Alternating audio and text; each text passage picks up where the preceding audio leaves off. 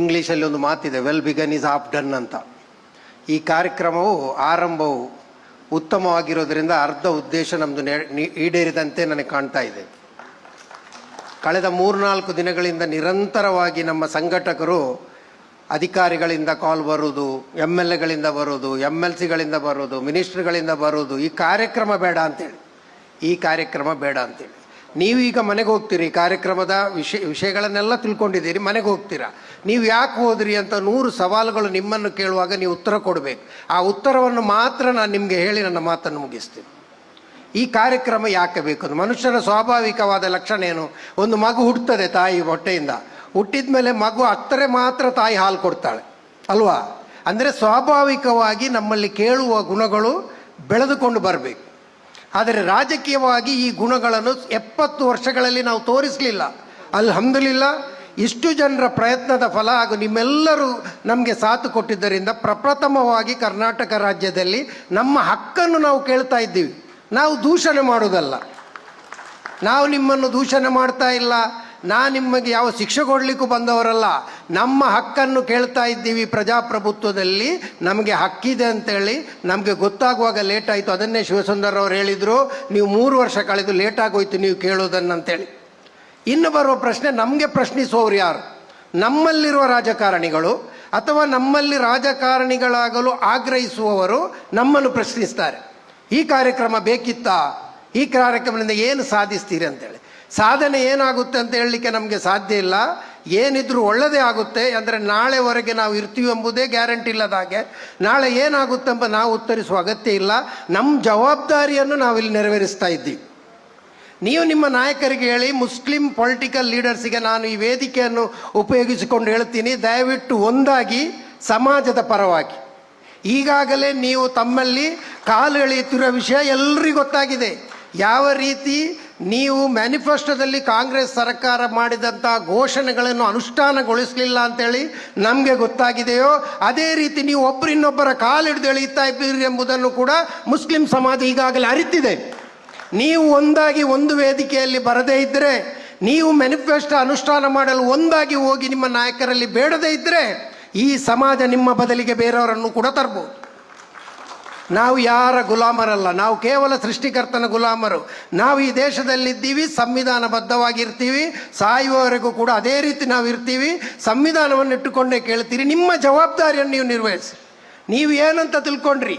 ರಾಜಕೀಯ ನಾಯಕರುಗಳಲ್ಲಿ ತಪ್ಪಿದ್ರೆ ಕ್ಷಮಿಸಿ ನಮ್ಮ ಸಂಘಟಕರೇ, ನೀವು ಕಾಂಗ್ರೆಸ್ ಪಕ್ಷದ ಹಿರಿಯ ನಾಯಕರ ಮುಂದೆ ನಮ್ಮ ಸಮಾಜ ನಾವು ಹೇಳಿದಾಗೆ ಕೇಳುತ್ತೆ, ಅದರ ಬಗ್ಗೆ ಚಿಂತೆ ಬೇಡ, ನಮ್ಮನ್ನು ಚೆನ್ನಾಗಿಟ್ಟುಕೊಳ್ಳಿ ಅಂತ ಹೇಳಿದರೆ ಅದು ತಪ್ಪು. ನಿಮ್ಮನ್ನು ಕೇಳುವ ಸಮಾಜ ಅಂತ ನೀವು ನಿಮ್ಮ ನಾಯಕರಿಗೆ ಹೇಳಿದರೆ ನಿಮಗೂ ಗೌರವ ಸಿಗುತ್ತೆ. ನನ್ನ ಮುಸ್ಲಿಂ ಸಮಾಜ ನೀವು ಈ ರೀತಿ ಮಾಡಿದರೆ ನಮ್ಮನ್ನು ಪ್ರಶ್ನಿಸಬಹುದು ಅಂತ ನೀವು ನಿಮ್ಮ ನಾಯಕರಿಗೆ ಕೇಳಿದರೆ ನಿಮಗೆ ನಿಮ್ಮ ನಾಯಕರು ಗೌರವ ಕೊಡ್ತಾರೆ. ಇವತ್ತಿನ ಈ ಸಭೆಯ ನಂತರ ಇನ್ಶಾ ಅಲ್ಲಾ ಪೊಲಿಟಿಕಲ್ ಆಗಿರುವ ಎಲ್ಲ ನಾಯಕರಿಗೂ ಕೂಡ ವಿಶೇಷವಾದ ಗೌರವ ಬರುತ್ತೆ ಅಂತೇಳಿ ನಾನು ಧೈರ್ಯವಾಗಿ ಹೇಳ್ತೀನಿ. ಯಾಕಂತೇಳಿದರೆ ಸಮಾಜ ಕೇಳಲಿಕ್ಕೆ ಪ್ರಾರಂಭವಾಯಿತು. ಇದೊಂದು ಆರಂಭ. ನಾವು ಆರಂಭ ಶೂರರಲ್ಲ, ಆರಂಭ ಶೂರರಾಗಲಿಕ್ಕೆ ಈ ಸಂಘಟನೆ ಮಾಡಿದ್ದು ಅಲ್ಲ. ಈ ಸಂಘಟನೆ 1.5 ವರ್ಷದಿಂದ ನಿರಂತರವಾಗಿ ಮೀಟಿಂಗ್ಗಳ ಸಭೆಗಳನ್ನು ನಡೆಸಿಕೊಂಡು, ಸಾಮಾಜಿಕ ಜಾಲತಾಣ ಅದಂದರೆ ಆನ್ಲೈನ್ ಮೀಟಿಂಗ್ಗಳನ್ನು ನಡೆಸಿಕೊಂಡು ಈ ವರದಿಯನ್ನು ತಯಾರಿಸಬೇಕಿದ್ರೆ ಇದಕ್ಕೆ ದಾವಣಗೆರೆ ಕಾರಣ ಅಲ್ಲ ಅಂತ ಒಂದು ಸುಳ್ಳನ್ನು ಕೂಡ ನೀವು ಬಿತ್ತರಿಸುವುದು ಬೇಡ. ದಾವಣಗೆರೆ ಇದಕ್ಕೆ ಒಂದು ಉದಾಹರಣೆಯಾಗಿ ನಮಗೆ ಸಿಕ್ಕಿದೆ ಅಷ್ಟೇ. ನಮಗೆ ದಾವಣಗೆರೆ ಚಿಂತೆ ಇಲ್ಲ, ನಮಗೆ ಚಿಂತೆ ಇರೋದು 224 ಸ್ಥಾನಗಳಲ್ಲಿ 111ಕ್ಕಿಂತ ಜಾಸ್ತಿ ಸಿಗಬೇಕಿದ್ರೆ ನಮ್ಮ ಸಹಾಯ ಬೇಕು, ನಮ್ಮ ಓಟು ಬೇಕು. ನಾವೇನು ವಿಶೇಷ ದಾನ ಮಾಡೋದಲ್ಲ. ಸಂವಿಧಾನಬದ್ಧವಾಗಿ ಪ್ರಜಾಪ್ರಭುತ್ವದಲ್ಲಿ ಒಂದೊಂದು ಮತಕ್ಕೂ ಬೆಲೆ ಇದೆ. ಕಳೆದ ಬಾರಿ ನಮ್ಮಲ್ಲಿರುವಂಥ ಲೆಕ್ಕದ ಪ್ರಕಾರ 500 ಓಟಿನೊಳಗೆ ಗೆದ್ದವರು 1000 ಓಟಿನೊಳಗೆ ಗೆದ್ದವರು ಕೂಡ 20 ಮಂದಿ ಇದ್ದಾರೆ. ಆದ್ದರಿಂದ ದಯವಿಟ್ಟು ಸರ್ಕಾರಕ್ಕೆ ನಾವು ಕೇಳಿಕೊಳ್ತಿದ್ದೀವಿ, ನಿಮ್ಮ ಮೇಲೆ ಈಗಲೂ ಭರವಸೆ ಇರುವುದರಿಂದ ಈ ಸಭೆ ಮಾಡ್ತಾ ಇದ್ದೀವಿ. ನಾವು ಈಗಲೂ ಭರವಸೆ ಇದೆ, ಇದನ್ನು ಉಳಿಸ್ಕೊಳ್ಳಿ. ನಿಮ್ಮಿಂದ ಆಗದಿದ್ದರೆ ಮುಂದಿನ ತೀರ್ಮಾನ ಸಮಾಜ ಸರಿಯಾದ ಸಮಯದಲ್ಲಿ ಸರಿಯಾದ ಜಾಗದಲ್ಲಿ ಮಾಡುತ್ತದೆ. ಇವತ್ತು ಪರಿಶುದ್ಧ ಕುರಾನ್ನ ಕೆಲವು ಆಯತ್ತುಗಳನ್ನು ಇಲ್ಲಿ ಓದಿದ್ರು, ಅದರ ಅರ್ಥವನ್ನು ಅವರು ಉರ್ದು ಭಾಷೆಯಲ್ಲಿ ಹೇಳಿದರು.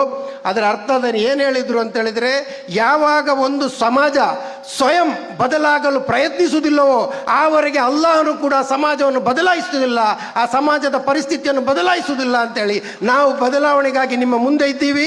ಬದಲಾವಣೆ ಬೇಕಂತೇಳಿ ನೀವು ನಮ್ಮ ಮುಂದೆ ಇದ್ದೀವಿ. ನಮ್ಮೊತ್ತಿಗೆ ಕೈ ಜೋಡಿಸಿ. ನಮಗೆ ಯಾರಿಗೂ ಅಧಿಕಾರ ಬೇಡ. ಯಾಸೀನ್ ಮಲ್ಪೆಯವರು ಯಾವ MLA ಆಗಲಿಕ್ಕೂ ಇಲ್ಲ, ಯಾರಿಗೂ ಬೇಡ. ಒಬ್ಬ ಹೆಸರು ಹೇಳಿದಂತೆ ತಪ್ಪು ತಿಳ್ಕೊಳ್ಬೇಡಿ. ಯಾರಿಗೂ ರಾಜಕೀಯ ಉದ್ದೇಶ ಇಲ್ಲ. ನಮಗಿರೋದು ಒಂದೇ ಉದ್ದೇಶ, ನಮ್ಮ ರಾಜ್ಯದ ಅಭಿವೃದ್ಧಿ. ರಾಜ್ಯದ ಅಭಿವೃದ್ಧಿ ಆಗಬೇಕಿದ್ರೆ ಅಲ್ಪಸಂಖ್ಯಾತರ ಅಭಿವೃದ್ಧಿ ಆಗಬೇಕು, ದಲಿತರ ಅಭಿವೃದ್ಧಿ ಆಗಬೇಕು, ಹಿಂದುಳಿದವರ ಅಭಿವೃದ್ಧಿ ಆಗಬೇಕು. ಅದು ಯಾವುದು ಆಗದ ಅಭಿವೃದ್ಧಿ ಆಗಲ್ಲ ಎಂಬುದನ್ನು ಮತ್ತೊಮ್ಮೆ ಹೇಳುತ್ತಾ, ದಯವಿಟ್ಟು ನಮ್ಮ ಈ ಸಭೆಗೆ ಯಾರನ್ನು ಕೂಡ ಕನೆಕ್ಟ್ ಮಾಡಬೇಡಿ. ಅಲ್ಲಾಹನಾಣೆಗಾಗಿ ನಾವು ಯಾರ ಮಾತು ಕೇಳಿ ಸಭೆ ಮಾಡಲಿಲ್ಲ, ಮಾಡುವುದೂ ಇಲ್ಲ. ಇದು ಮುಂದುವರಿಯುತ್ತದೆ. ಪ್ರತಿಯೊಂದು ಕಾಲಘಟ್ಟದಲ್ಲಿ ನಾವಲ್ಲದಿದ್ದರೆ ಇನ್ನೊಬ್ಬರು ಸರ್ಕಾರವನ್ನು ಪ್ರಶ್ನಿಸುವಂತಹ ಸಭೆಗಳು ನಡೆಯುತ್ತದೆ. ಅದು ಮುಂದುವರಿತಾ ಹೋಗಲಿದೆ ಅಂತ ಹೇಳುತ್ತಾ ನನಗೆ ಅವಕಾಶ ಕೊಟ್ಟದ್ದಕ್ಕೆ ಧನ್ಯವಾದಗಳು. ಜೈ ಹಿಂದ್, ಜೈ ಕರ್ನಾಟಕ.